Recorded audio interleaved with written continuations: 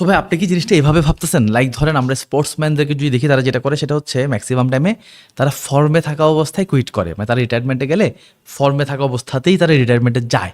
কারণ অফ ফর্মে রিটায়ারমেন্টে গেলে অনেক সমস্যা আছে, কারণ অফ ফর্মে রিটায়ারমেন্টে গেলে তুমি ভাই সব কিছু থেকে আউট। হ্যাঁ, তো ওই প্রেস্টিজটা আর থাকে না অফ ফর্মে রিটায়ারমেন্টে গেলে। বাট ফর্মে থাকা অবস্থায় রিটায়ারমেন্টে যাইতে পারলে একটা হিউজ মানে প্রেস্টিজিয়াস লাইফ লিড করা যায় পরবর্তীতে। সো আপনি কি এমন কিছু ভাবতেছেন?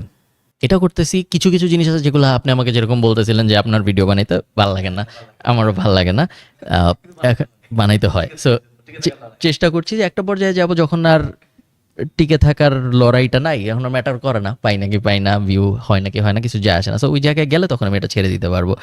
সো ওরকম কিছু কিছু জিনিস আছে যেগুলো আমি ওই জন্য ছাড়তেছি, কারণ এখন আমি ছাড়তে পারি, এখন আর লাগে না।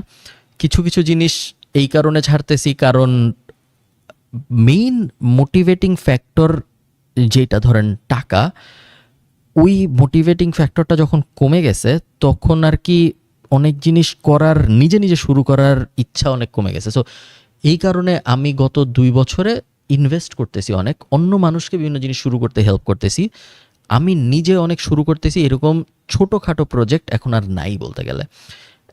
আমার নিজের বড় প্রজেক্ট আছে যেগুলো আমি ভাবতেছি, অনেক অনেক বড় বড় প্রজেক্ট, বাট মিড লেভেলের, যে আমি আর একটা ওয়েবসাইট শুরু করি, বা আমি আর একটা ইউটিউব চ্যানেল শুরু করি, বা আমি অমুক একটা ব্যবসা শুরু করি, এই টাইপ জিনিসপত্র এখন আর আমার করার আগ্রহ নেই। কারণ ওটা করলে যে পরিমাণ রিটার্ন আসবে, এখন আর আমি ওই রিটার্নের প্রতি ছুটতেছি না।